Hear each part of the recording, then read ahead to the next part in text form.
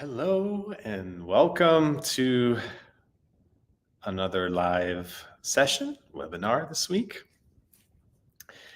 I have a special treat planned, something I've been meaning to do for a long time, and that is to read a chapter from my book. So this has been a request every so often, and I'm going to do it today. So I hope everyone is doing well and being present. So much of our suffering and our misery is from not being present, from being lost in thought. And we're just wired and conditioned to do that, spend at least half, if not 2/3 of our time lost in thought about things that are irrelevant to whatever task we're doing. So this separateness, the separation from what's happening, it's not just the thoughts of being lost and living in the past, living in the future, and that's usually where fearful thoughts arise and regrets arise, and other irrelevant things that aren't real arise. But there's something about just not being here. That in itself is hurtful to nature, to ourselves. We are nature. There's something about it that isn't quite right. And then things don't work as smoothly. Then that's when accidents happen. I've actually researched this topic quite a bit and talked to people who work with people in all kinds of settings, including adventure travel, and outdoors, and tour guides, and other places where people get hurt. And the unanimous agreement consensus is that it's mostly it happens when people aren't paying attention. We say that so flippantly. Oh, of course not. They weren't paying attention. What does that actually mean? It's they weren't present. When we're really connected to our senses and alert, if you look out into the animal world, they're all alert and they're always aware of their environment. And when we do that, a lot less happens that isn't, desirable. There's here in Indonesia, I've spoken with, I've had certain situations with locals where, well, what if, I'd be the one as the Westerner, I'd be one. Well, what if this happens? What if that happens? And their response is always, well, just pay attention. And that is a great mantra. Just to pay attention, then your life protects you. Then you're in a safe bubble as long as you're present. So, with that said, I'm going to pick up the book, and someone recommended the chapter on fear. And that is, I think, a topic that we can all relate to. We've all experienced it. It's nothing foreign to us. It's probably the emotion that stands in the way from us, living our best life, living our most adventurous and magical life. And when you examine fear very closely, you can kind of see how it's right at the threshold of you making a change or making a shift or trying something new. It's like right there when you're experiencing the fear is when you're up, right at the point of having to make a decision and take action or remain in inaction. And so ultimately it's a sign that you're really, really, really close. You're on the threshold. So now you need something to push you over. Yes. Biggest fear is the one I think I should do. Yeah, very good, Ida. Um, that's also, you could interpret it that way, is that when you are fearful, when you are nervous, it means um, this is something you should do because it's important to you. There's a growth opportunity there. In tennis, which I'm a big tennis nut, they often ask, the greats of the sport who have been around for many years, if they still get nervous ahead of a big match, and they all do. And the way that sports psychologists and others help reframe that fear, that nervousness, is to interpret it as it's meaningful. You wouldn't be nervous if it didn't meant something, that it didn't have like it still sends tingles or shivers down your spine, and it would be a bad sign if it didn't, because then you're just not as engaged. It doesn't matter anymore. But when it does matter. It's meaningful. It's important for you, and that's a good sign. So whenever we feel fear cropping up, it's the same thing. It's meaningful. There's something there that we need to take that step, because there's growth. Just to put it generally, there's some opportunity for growth and healing that has to happen to get to the growth. Yeah, we have to face our biggest fears sooner or later. And most of the time, if not all the time, because we linger and we sit on those fears, we let them fester and we let them grow, they become much bigger than they actually are. When we do finally, because we have to eventually, otherwise we get really a jumbled mess. When we do finally take that step, then it never seems to be as bad as we expected it to be. Just because we've been sitting on it and our mind makes stuff up. And our mind makes stuff up that is just not real. Anything we make up in our mind is not real. Anything that we project into some future situation is not real. Even if it turns out same or similar, it's going to be different. The nature of something that's real is very different than what we make up in our heads. You cannot properly anticipate a situation just by thinking about it. It's the feel of it. Feel of it is very, the feel of real is just so different than when you're sitting on the couch or laying in bed and you're having all these thoughts, or you're driving and you get lost in thought. That's not the setting of the situation. That when it happens, you'll be somewhere else. You'll be a different mood, different body. You're shedding cells every day. You won't be the person you are previously when you're thinking about stuff incessantly and driving yourself nuts. So you're going to be a different person. The other people who are involved are going to be different people. You just can't predict the future. It's essentially what we do when we stress about things, trying to predict the future. All right, here we go.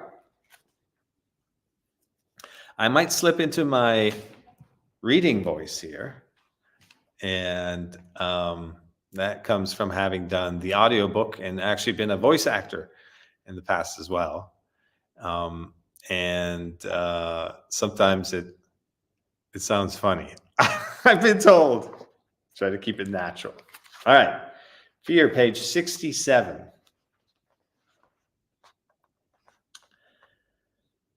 It shouldn't come as a surprise that all fear comes from not being you.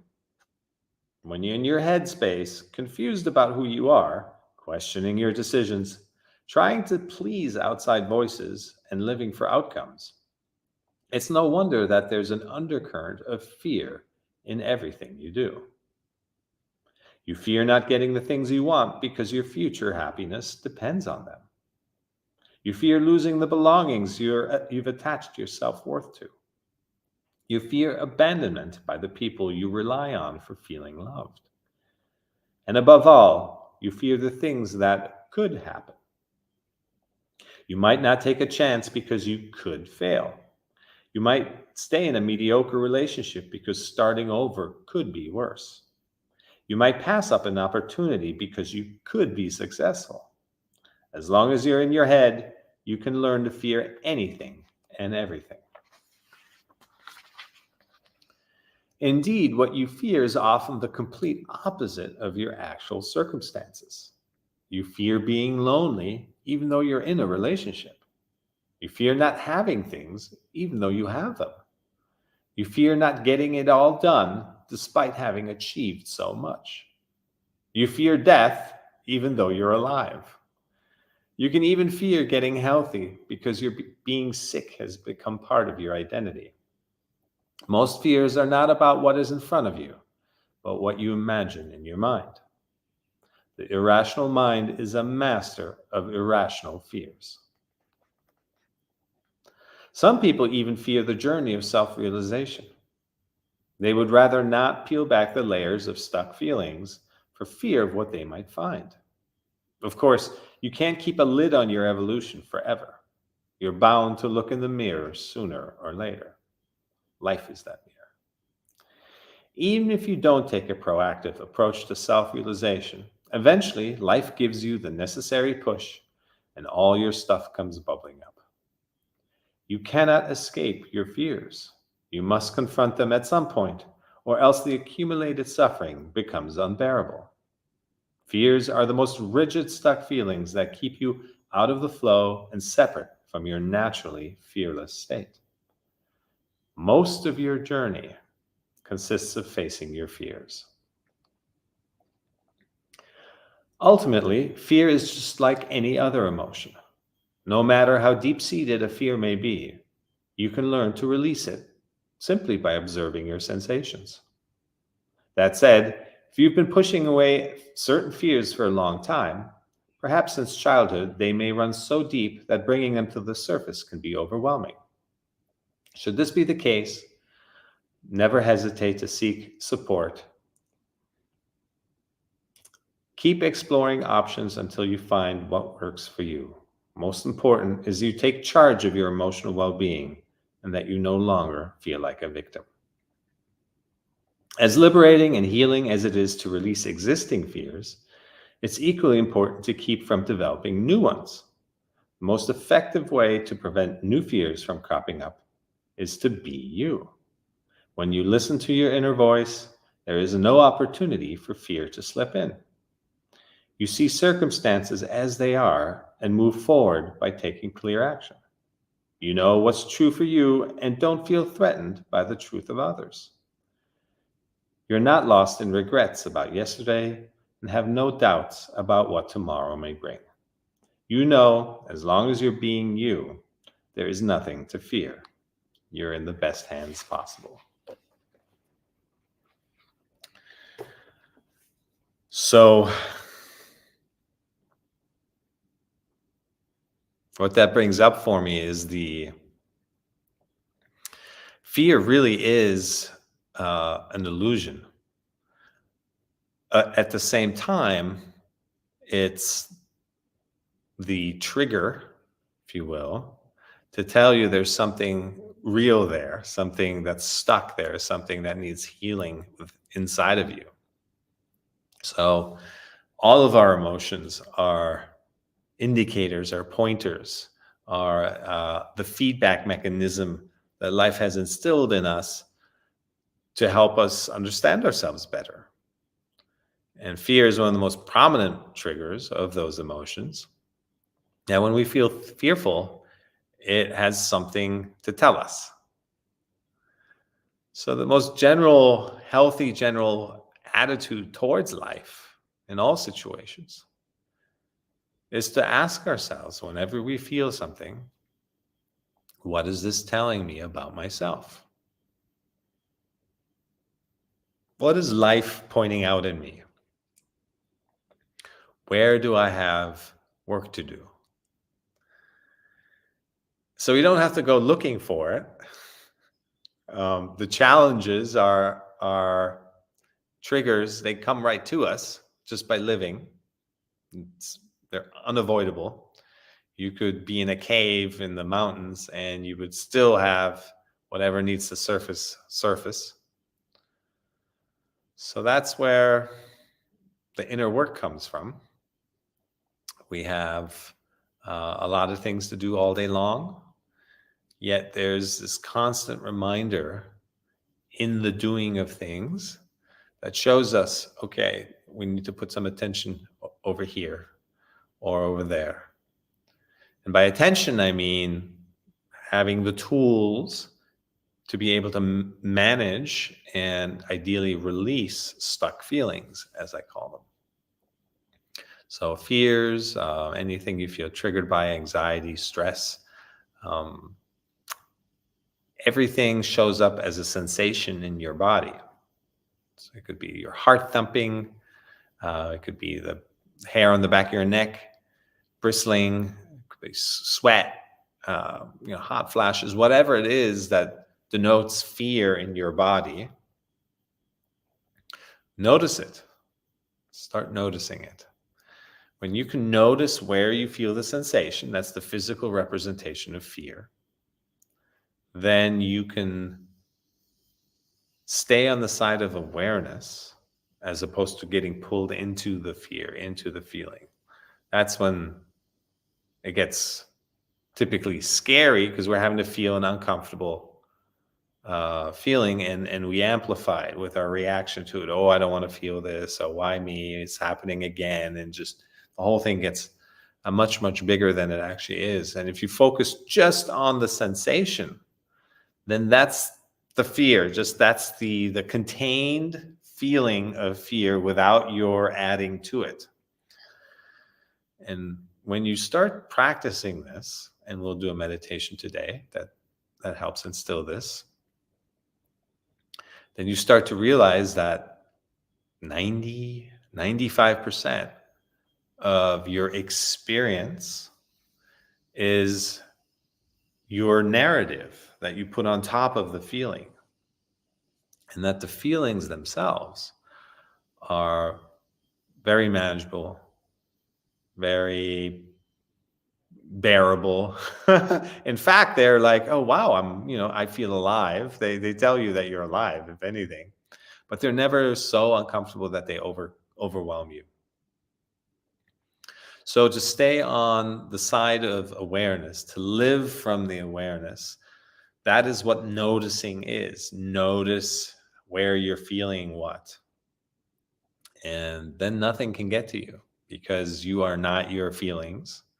You're not the thoughts that might result in the feelings. You're an awareness. You're not your name. You're not the person that has a career, or you're not your body. You're not all those things. First thing is to recognize what your true nature is, your essence, and that is you're an awareness. You're a consciousness, an expression of the greater consciousness. And so when you honor that, then you're essentially sitting at the footsteps of God, if you will.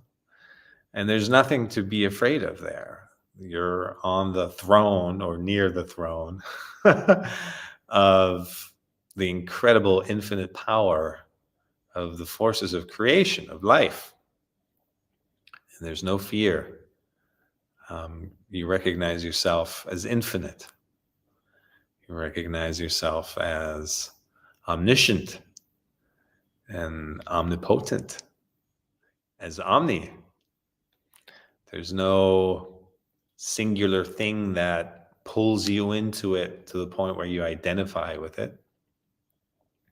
And it's only then when we're pulled into individual thoughts that we feel really small, because that's what being identified with a tiny little thought feels like. It feels small. It feels limited. It feels fearful.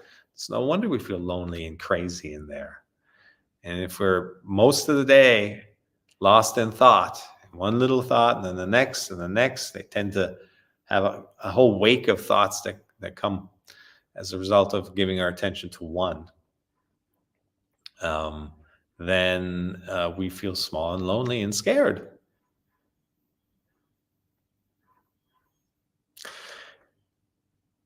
Ayu, great question. What if you are still in survival mode? How to release fear? It's very hard to do that in survival mode. Hmm, great question. We'd have to look at each situation case by case to see what survival fear means to you. Right? What does that mean? Are we in survival mode when we're busy with our jobs and juggling a family and relationship and kids and taking care of parents and trying to get ahead and all that? Is that survival mode? Or are you really in a much more destitute place of having to down regulate your system first before you can really keep your attention on sensations, as I just described? So I would say the latter is more of an emergency state. But that's kind of very acute, and it's its own deserves its own focus and attention, and needs to happen, because it's if you're having panic attacks, things like that, um, then that might be not be the right time to be focused on your sensations, but your body's screaming, you need help in a bigger, more immediate way. So that would be a survival state for me. The rest of the time, um, it doesn't take much to start introducing stillness and mindfulness into your life. It's not separate from doing meditation. The however long we get a chance to sit, ideally every day, is not the only place where we can find stillness. In fact, that's just like going to the gym, where we nurture our awareness, our ability to be still. But really, we want to apply it to all other situations in life, so that you bring a certain um, stillness and a certain bigness and a certain perspective to every situation. So when you walk into work meetings, or dealing with family, a partner, or with your kids, or neighbors, or calling the bank, all these situations are opportunities to practice being connected to your sensations. You need these situations to practice it. And it's just about getting a little bit of a glimpse of, oh, okay, so this is how it works. I stay in my awareness throughout the day, about the situations, about how they make me feel. And a little by little, you start to live more and more from this awareness. And it'll never just be, oh, I'm the super aware being floating through space, but rather maybe a third, 30% of you, maybe 50% of your awareness should just be with, how am I feeling? So you just start to develop more of a balance, where you are aware of your state of connectedness to your body. And that's where all the wisdom lies. That's telling you this situation resonates, this situation doesn't. Without that, you're left to use your mind. And the mind doesn't really have a compass built in. It just starts to compare and judge and label and convince itself that one thing is the truth over another. And it's too fickle, it's too flippant. The next moment you'll veer the other way. So the compass is the body, the wisdom is within. So you have to stay connected to that. It'll make your life so much easier. So if you're just leading a really busy life, start introducing an awareness of how you're feeling, simply by noticing, right? That when you meet somebody who triggers you, notice where that shows up. Before you get on an important call or walk into a meeting, notice where you feel it. Before you step onto the court, as I described, a tennis player might do is just notice where the anxiety or um, where it's showing up. We're talking about feeling your natural feelings. This is not some altered state. It's not some voodoo magic. We're talking about returning to our natural state of just feeling our feelings without amplifying them, without being afraid of them. Really, we're just afraid of our own amplification of them. And just to stay connected to, oh, this is where I'm feeling it. That's it. Don't judge it. There's no need to be afraid of it. The moment you try this a few times, you'll go like, oh my gosh, the sensation itself, the feeling itself is like nothing. I've just been blowing it out of proportions all this time. And that's what we do when we get lost in thought. But you no longer get lost in thought or get lost in thought less the more you notice just where you're feeling things, because then the feeling gets to rise and pass. And that's what all feelings do. They come and go unless we react to them with our story, with our amplification. So suddenly you just feel the ease and the flow of that.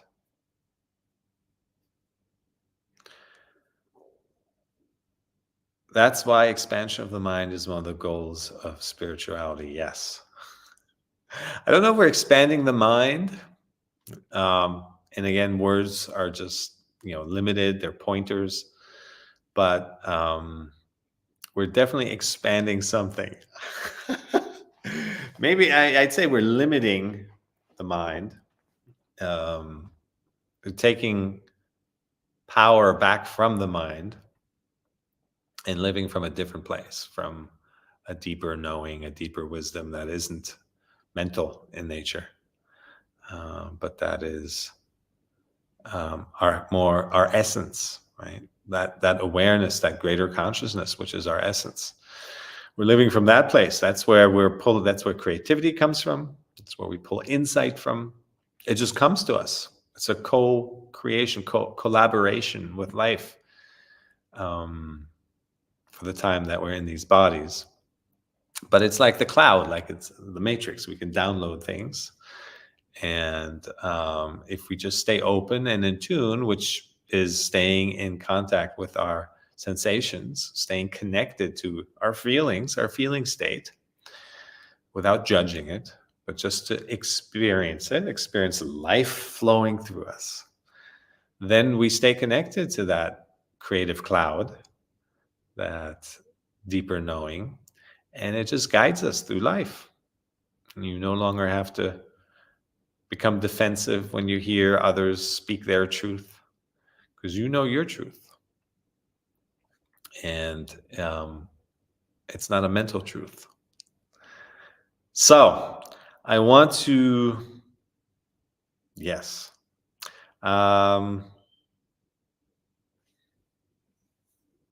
If anyone wants to come on stage, I see there's people tuning in from Facebook and others locations. You can't join the stage here, unfortunately. You'd have to be logged in under StreamYard. But those who are on StreamYard, please just say, raise your hand or say me in the chat, and then I can bring you on stage if you want to ask questions live. I know there's a delay, so I'm going to wait a minute or so.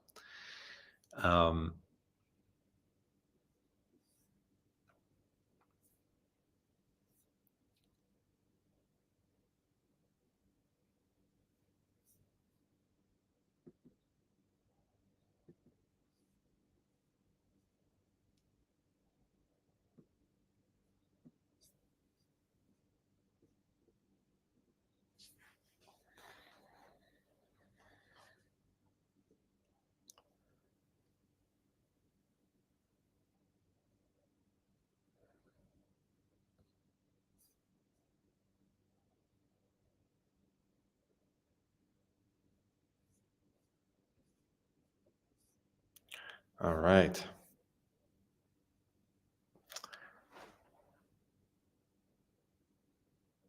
Yes, Veronica.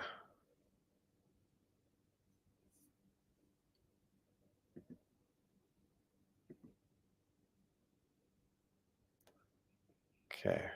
And you should see a message pop up on your screen.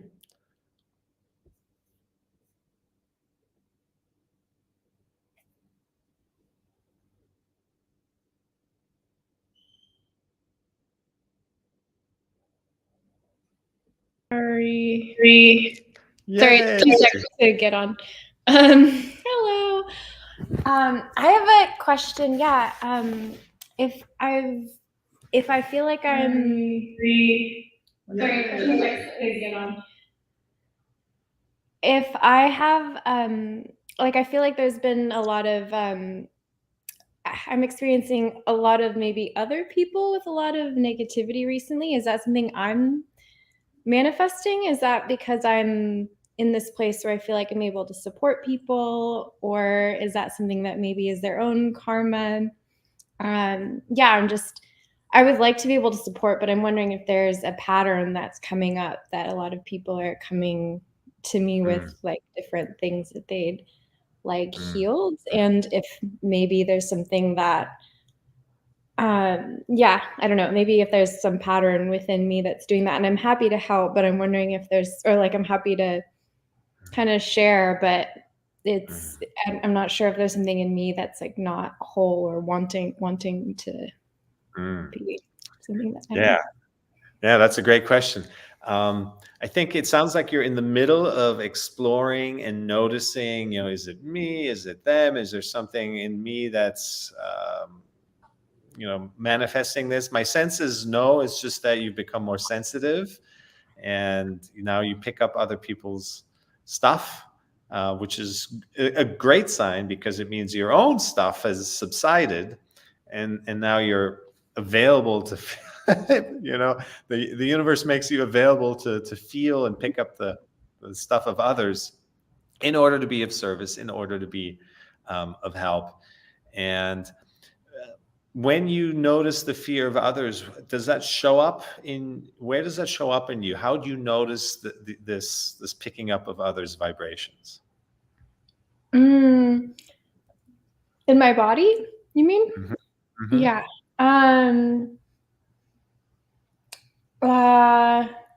I feel like sometimes it feels, sometimes I have this kind of like almost like not comedic, but kind of like like a warmness towards it.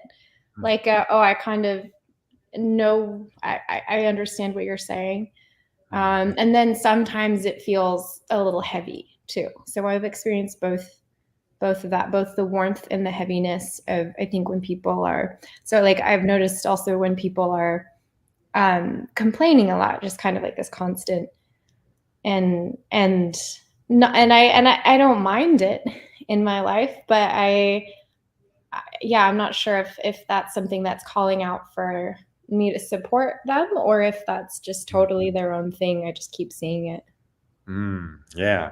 Well, that's there's a few different things in there, but it's fantastic that you're picking all this up. So even when you're noticing somebody's looping around whatever issues they're sharing, you're able to just hold space for them and not feel triggered by it, and just almost, you're feeling compassion and empathy. And it sounds like there's no part of you that is rushing, that is rejecting what you're picking up and wants to remove yourself or leave the situation. So that's great. That's very powerful. And you're staying in an equanimous place. Your mind is staying balanced and not irritated. You're observing, you're witnessing the suffering of someone else, and you're able to stay still and balanced. And in that state, your inner voice will tell you when it's time to leave. It'll tell you, okay, I'm fine with being here right now and being of service. You are being of service simply by being there. You don't have to say anything, but your spaciousness is helping them express themselves, hear themselves. You're not injecting yourself into whatever they're talking about. And that is incredibly powerful and healing for them. They'll notice afterwards what the healing effect is. And this is why probably they gravitate towards you more and more, is because without really knowing it, that you're healing them. They just feel really good around you, and Mhm. they feel heard. They feel the power of just your presence. And that comes from being, and not so much what you say.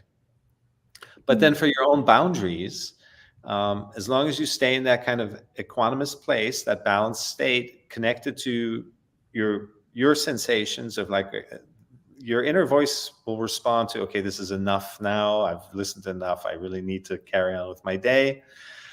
Or the energy that they're expressing is too toxic. I need, need to step away from this. I need to say something kindly, and and be on my way. Or I can, it's telling you to speak up, and be more concrete, and maybe offer some, suggestions, or work with the person. So there's those possibilities, and endless others. As long as you're really, really tuned in with yourself, it'll tell you.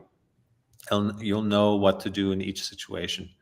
Um, there's also a state where this is a form of practice for you as well, and a growth opportunity for you as well, is to really work with these situations. It's not, you're not just holding space for others, but it's working on your space holding capacity. So Mm. you can keep this in mind, for lack of better words, is that there's here comes the next person. They're saying things, they're expressing themselves. I feel their energies, whatever the nature of that energy might be. But this is also, I'm not just being of service here. I'm not just being used, but rather, what's in it for me, in a way, is like, what is the opportunity Mm. for me here, to, because you can grow even greater capacity to hold space for others, to hear your inner voice even more clearly. Mm. Hearing it is one thing, but then also learning to act by it. And it's like, okay, I'm feeling like I need to say something here, then to actually also say it, and learn to say it in a kind and compassionate way. So there's a strengthening of your core and your essence, in all of this. It's like, it's an exercise. Think of it as just, here comes the next exercise, and you're already noticing that people are gravitating towards you. So you have the power, you're emanating that. And now the fine tuning of each situation. And there's so many endless situations. So you kind of become more well versed in, like, okay, this is how your power expands. It's like, I can handle this, I can handle that, every situation that comes along, as you just become very confident in your inner knowing of, like, nothing can harm me, nothing can get to me. I'm the container for the situation. I'm bigger than any situation. And just by practicing that through all these opportunities, you just become this bigger capacity person. So I would say, in part, you're there for them, but also view it as an exercise for yourself, to see what you can make out of this time around, the next one that comes along, and like, use it to self-explore. And they're coming to you for a reason. There's a reflection there of your it's endless, ever growing power that you are. And so there's, just stay really, really in tune with yourself, and into how to best use the situation. Sometimes you do have to step away. Just, there's a toxic person, and they're just vomiting toxicity, and you'll very quickly, again, still staying balanced, not just reacting to a feeling, but noticing, okay, I need to remove myself here, and then just do that. So just become more and more well-rounded, and more capable of handling any situation that life throws at you. And then life will throw more situations at you. That's your reward for getting more conscious. um, and But that's when we start to feel ourselves as bigger than ourselves. You're not just Veronica in this person that looks a certain way, a body that has a job, or this going on, and that's your That's an expression of your consciousness and awareness of self. So all of these opportunities, people coming to you, you're working your awareness muscle. And yeah, and then you just start to feel more as one, right? Part of the greater whole consciousness, and then you become untouchable by these little earthly situations. Yeah. That's Yeah. Always stay in touch with your sensations. That really is what grounds you. And one thing to notice that it's more advanced, but I think it sounds like you're there. Is to notice the the experience someone is seeking to have when they come to you, because you have enough awareness already to be able to, what is space holding, right? If to make it more concrete is just to tune into, this person is coming to me with they're seeking something. They're seeking to feel heard, to feel seen.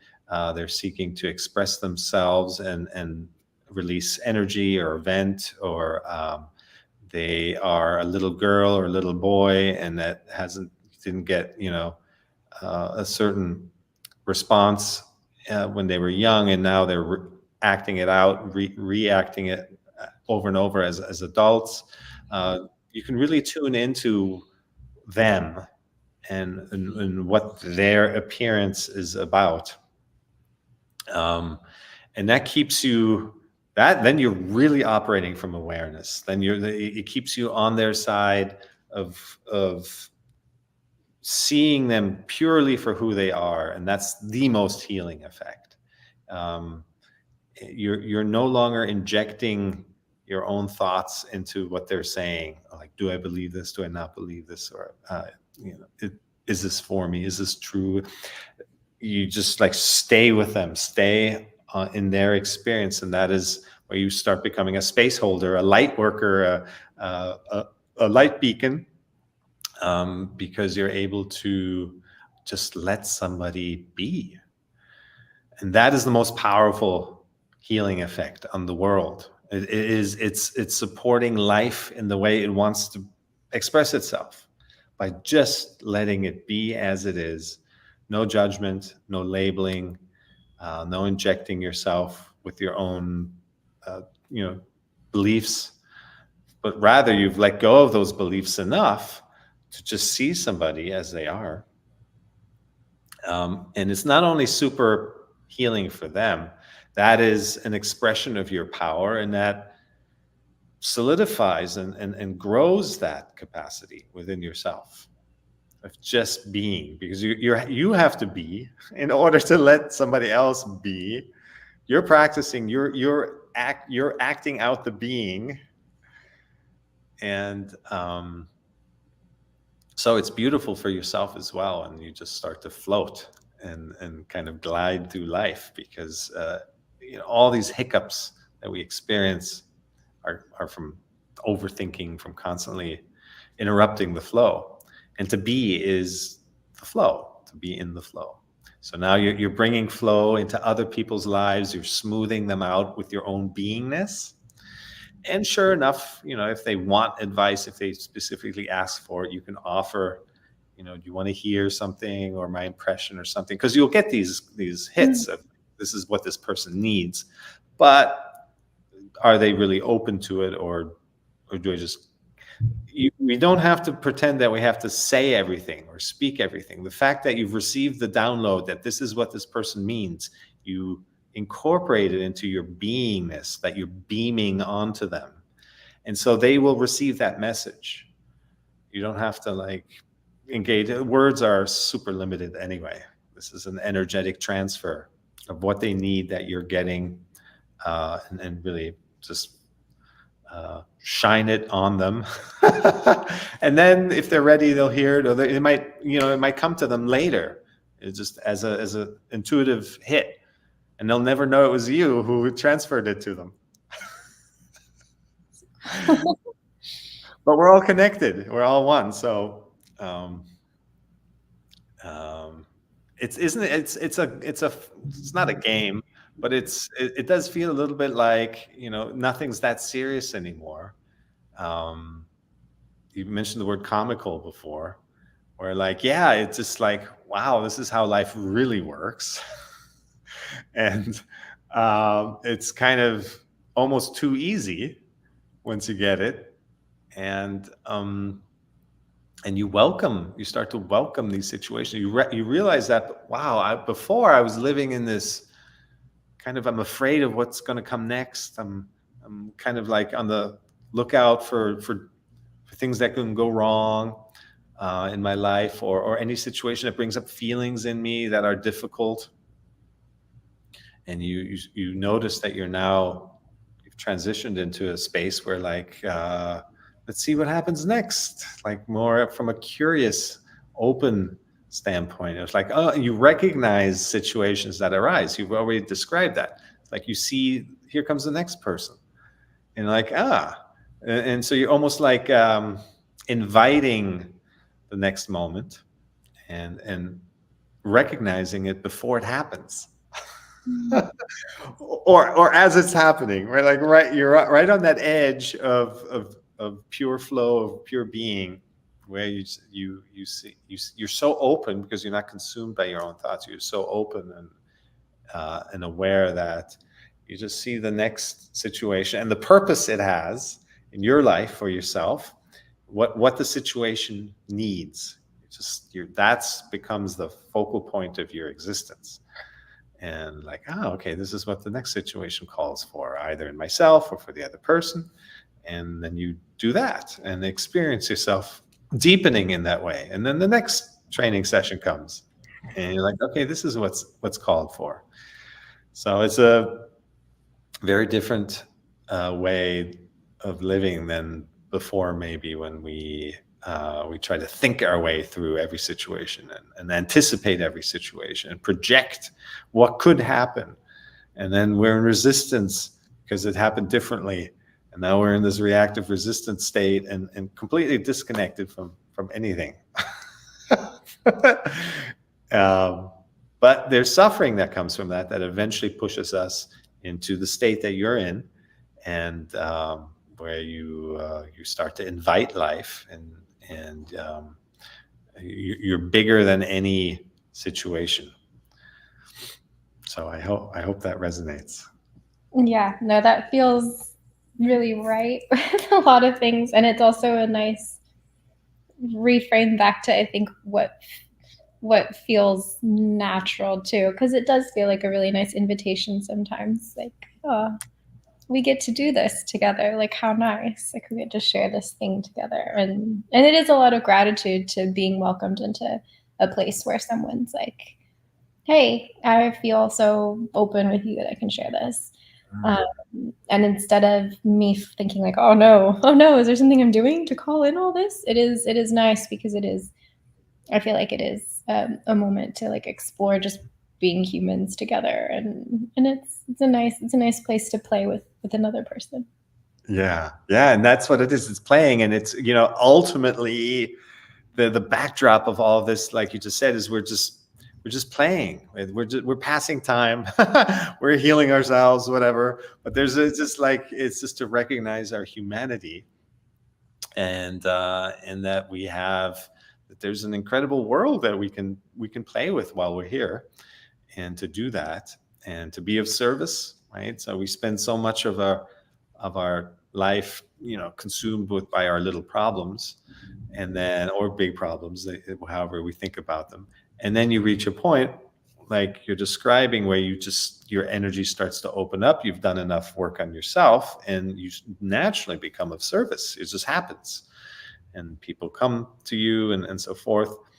And to be, you mentioned the word gratitude, to recognize that like nurturing. This is the design of life, is to focus on yourself, heal through others that have already moved into being more of service, done the healing themselves, and now it's your turn.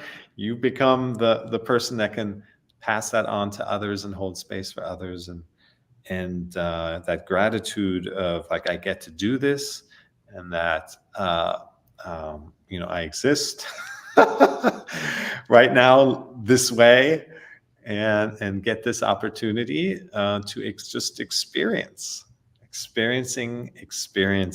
is what I call it. That's really beautiful. So yeah, I would say just keep going, keep doing what you're doing. These are all, it never stops, right? Then there's the next layer and the next expansion. And yes, Tessa, amazing topic. And it just keeps going. And sometimes you'll need rest, right? Because you're expanding yourself, but life starts to take on a different rhythm. It's more continuous expansion with small periods of rest. And you might get tired. Oh my God, I have to grow again. And here comes the next situation that challenges me and grows me. And you'll recognize it when it comes. And then you'll be really grateful for when you have these down periods of, okay, now it's rest time. And just use the rest time consciously. Like, okay, I'm supposed to be resting now. I feel that. And self-care, sit by the beach and read a book, whatever it is, and do that from the same place of feeling called to rest, and not feel like, oh, I have to stay busy, I have to start the next project, or I should work more, or whatever, but actually use the downtime, because your body, your mind is integrating the last growth spurt, and all the things you learn. Because that space holding at first is it takes a lot of energy, and you need to be in tip-top physical, mental shape. If you're tired, if you're not eating right, if you're sick, it immediately, your ability to hold space for others and be that witnessing presence, it just kind of falls apart. So you always have to continue to think of yourself first and take care of yourself first. The cup needs to be full before you can, and then from the overflow is the place from where you help others. There's a little risk in this, the danger that we allow ourselves to become depleted if you're always of service to others. And you'll notice that, right? And you just need to listen to that as well. It's time I'd love to be of service to you, friend or neighbor or family member, but I have to take care of myself right now. And that too is learning to set that boundary, because this energetic expansion it can be grueling sometimes. And I know you've had situations, especially recently, where life has forced you to go really deep and look within and question things, and those are in a way the angels in our environment that bring that deepening to us, and to recognize that is the purpose. And there is no greater purpose than, even when we lose people close to us, that they have helped us expand in ways, and they're still there. My mom, I'm very lucky to have grown up with a very conscious parents, especially my mom, and she lost her favorite older brother when she was 16, and that woke her up, and that in turn, had her question everything in life and really become a much more conscious person, which she imprinted on me, which I'm so grateful for. So this light starts to spread, and we just we start to live in service of that light that is just red hot inside of you, and then now you're spreading it to others just by walking through the world. Beautiful. Thank you. Thank you. Okay, wonderful. Yeah. Well, thank you so much. That was I see people commenting on this topic. So thank you. It's so great to see you as well. Yeah. I'm about to post a series of celebration videos from the Yama retreat 1 year ago, and uh, I think you're in those. Great. Oh, Good to all know. right. Thank Wonderful. Wonderful. So great to see you. you. Chat with you later. Thanks. All right. Let me just read through the comments here. Yes, Tessa, struggling with having boundaries from people and not absorbing their emotions. Unless I will be so tired of absorbing. There is a thing where just as a highly sensitive person, HSP, a highly empathic person, that it has less to do with spiritual growth and awareness and greater consciousness, but it just has to do with the way you're naturally wired to be very attuned to people's emotions. And that's kind of separate. It really happens before spiritual awakening. The greater consciousness is taking over your life. It starts to supersede that and replace that. But there will be for just a highly empathic person, this challenge of, I was one of those, this of just feeling everybody's emotions. And how do you deal with that? So, setting the boundaries, like you say, just knowing when to keep your distance, step away, and avoid certain situations at first, that's probably the most practical advice I can give.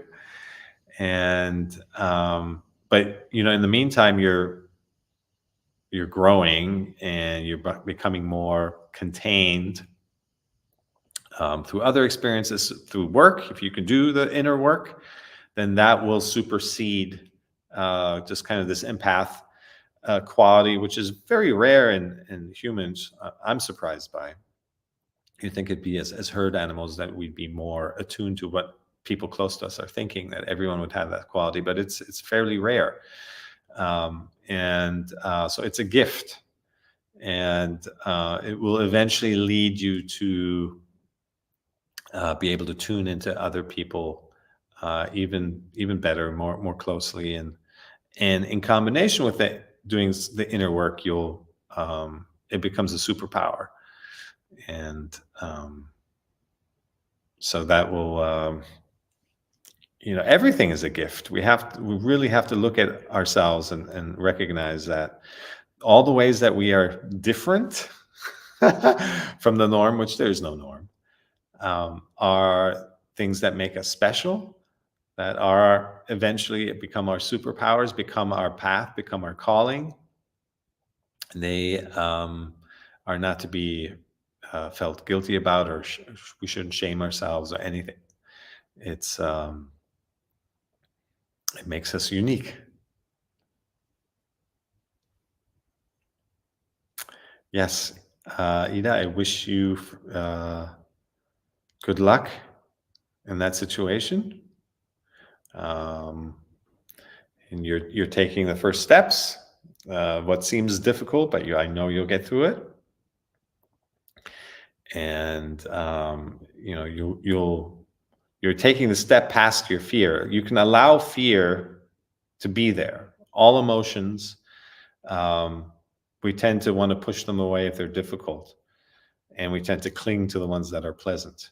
But all feelings can be experienced without letting them stop us, without letting them control us. So you can feel fear and anxiety and still move ahead. You can feel the joy and elation of achieving something and not cling to it either, and just feel it as it arises and then move through it.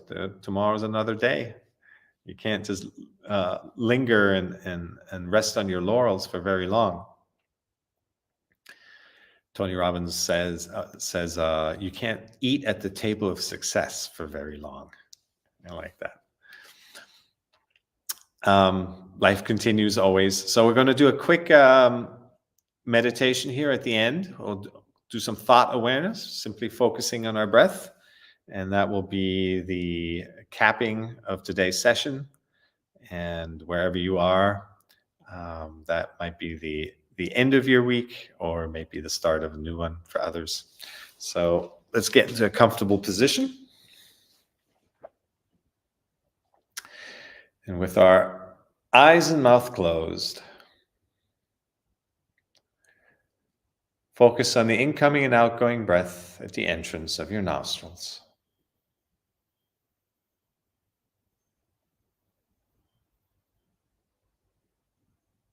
If you have trouble locating your breath, you may breathe slightly harder once or twice.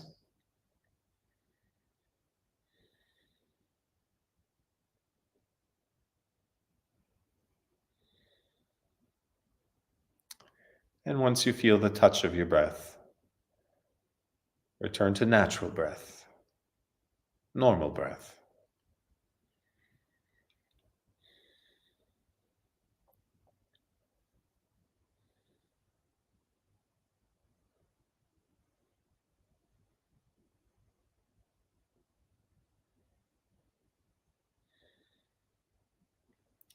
Let the detail of your breath pull you in closer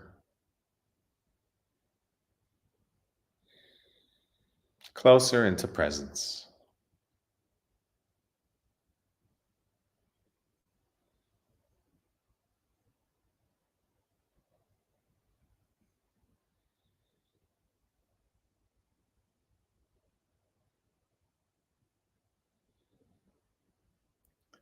If your breath is shallow, let it be shallow.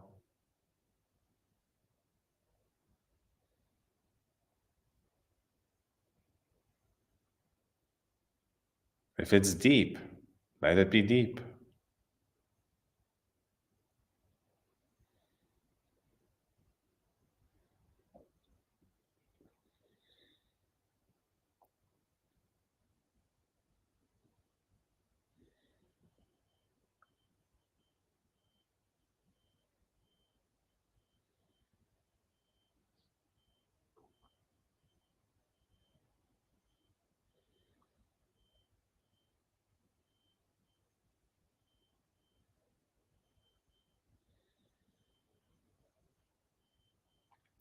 If it's more in the left nostril, let it be the left nostril.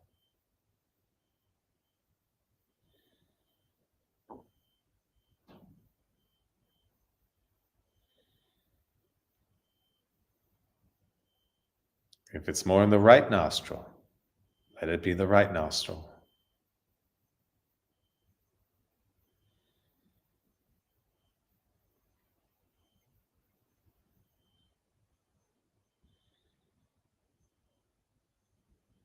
Or if it's both nostrils, let it be both.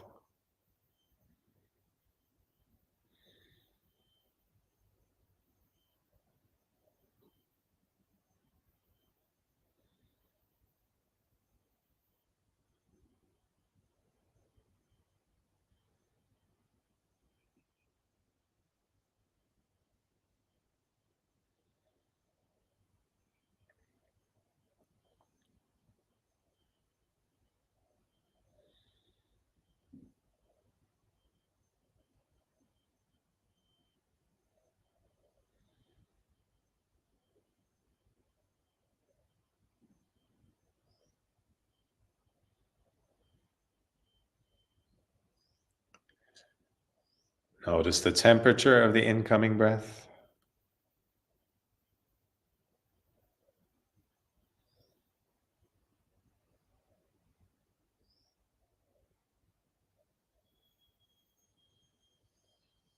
Notice the temperature of the outgoing breath.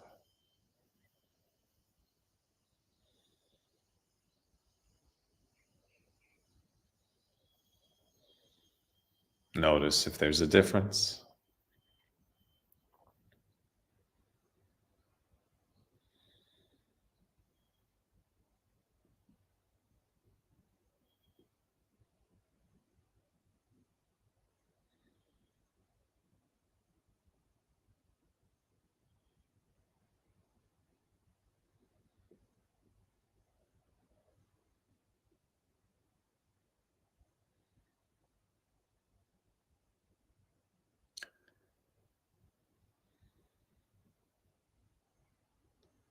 Notice the pace of the incoming breath.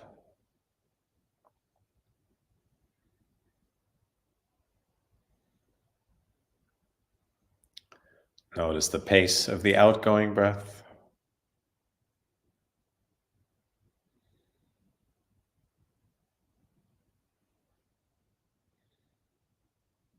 Notice if there's a difference.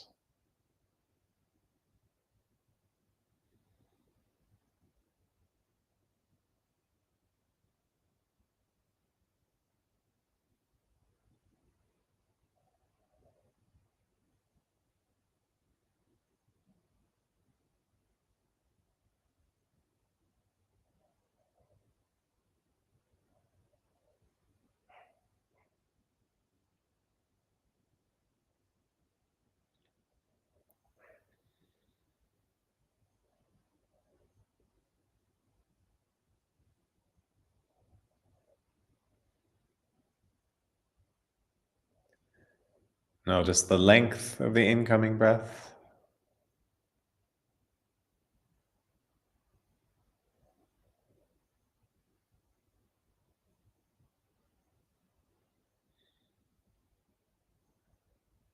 Notice the length of the outgoing breath.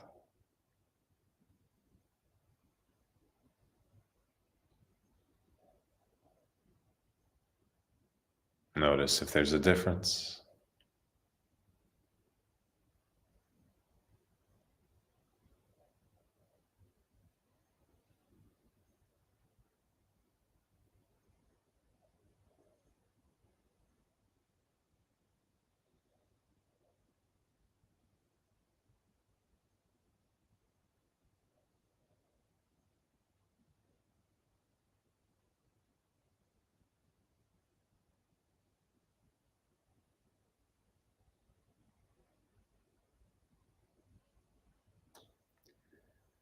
And whenever you find that your mind has wandered, simply notice it.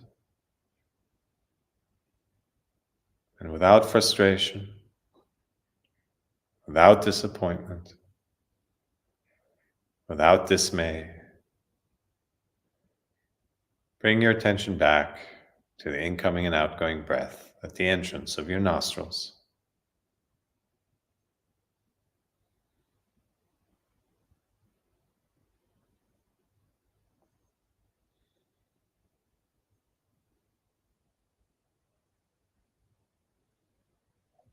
Natural breath,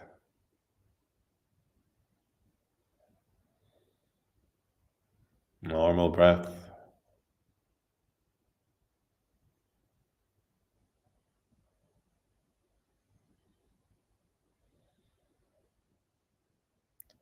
Seeing your breath as it is, without wanting it to be different.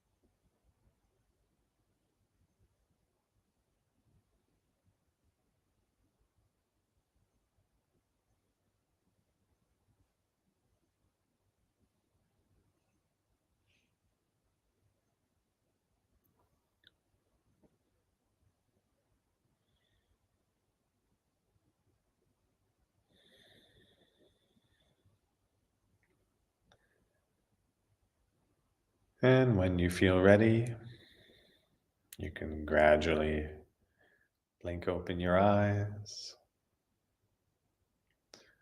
relax your body.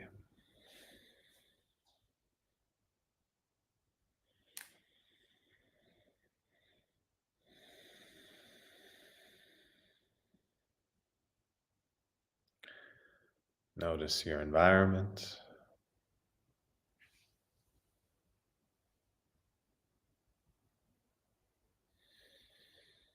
Notice yourself in your environment.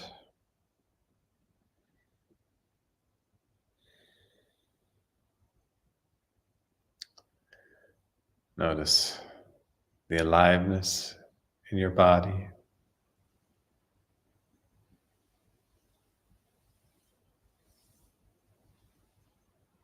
Notice your connectedness.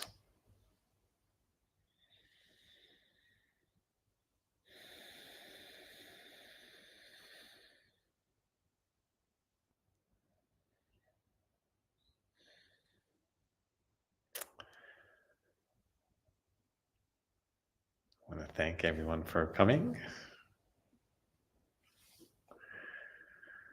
for allocating the time.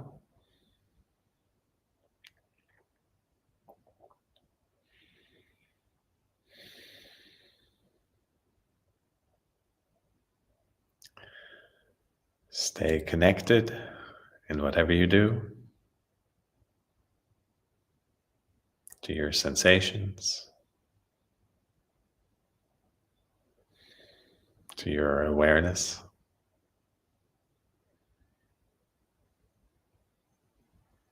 to who you really are. Till next time.